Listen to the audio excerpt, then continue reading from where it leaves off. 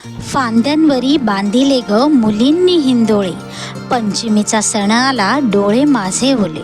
श्रावण व्रत वैकल्ये, नागपंचम रक्षाबंधनाचा महिना. नागपंचमीला गावी पंचम म्हणायचे. या पंचमीच्या सणाला लहानपणापासनं आईच्या डोळ्यात पाणीच पाहिलंय. पंचमीनंतर येणारा मोठा सण म्हणजे रक्षाबंधन आणि गौरी गणपती. बंधू येईल माहेरी न्यायाला, गौरी गणपतीच्या सणाला, अन ऋणू जुणू त्या पाखरा, जारे माझ्या माहेरा, आली गौराई अंगणी तिला लिंब लोण करा. ही अशी लोकप्रिय गाणी माझ्या आईची कायम तोंडपाठ. जयश्री गडकर, मधु कांबीकर, रंजना, सुलोचना या आईच्या लाडक्या मराठी अभिनेत्री. त्यामुळे मराठी चालीरीती दर्शवणारे यांचे चित्रपट, त्यातली गाणी, आईची तोंडपाठ आणि पर्यायाने आमची.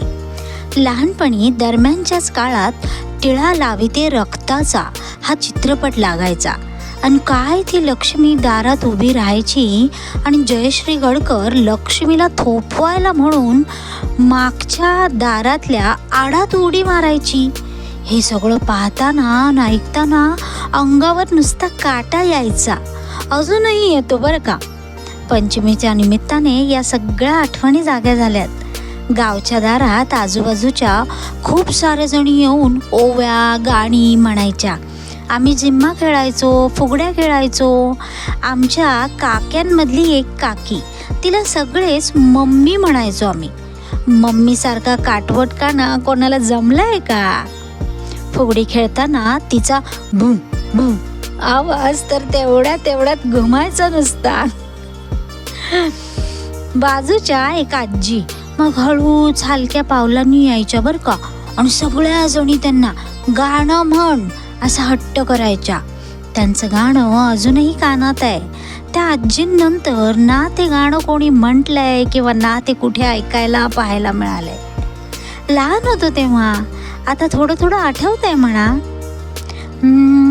हिरव्या पातळाची ग मैना तांबड्या लुगड्याची, हिरव्या पातळाची ग मैना तांबड्या लुगड्याची, हौस जोडव्याची ग मैने हौस जोडव्याची, हौस जोडव्याची ग मैने हौस जोडव्याची, हिरव्या पातळाची ग मैना तांबड्या लुगड्याची.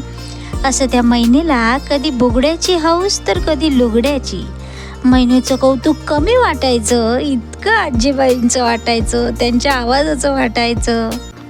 बऱ्याच वेळेला त्यांच्या गाण्यानंतर कार्यक्रम संपायचा, म्हणजे कोणाला पुढे काय करायची इच्छाच राहायची नाही.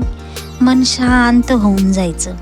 कोण काय आठवणींनी रडायचं आणि कोण हसायचं.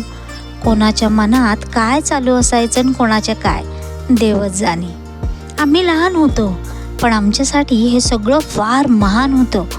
मोठं काहीतरी आपल्या दरवाजात दरवर्षी होतंय असं वाटायचं. व्हिडिओ व्लॉगच्या निमित्ताने आठवणी पुन्हा जाग्या झाल्यात. खूप छान वाटलं. तुमच्याकडे कशी असते पंचम? तुमच्या काही खास आठवणी असतील तर माझ्यासोबत नक्की शेअर करा. व्हिडिओ आवडल्यास लाईक करा, चॅनलला सबस्क्राईब करा. पुन्हा भेटूच अशाच काही खास मोमेंट्ससह. तोपर्यंत बाय.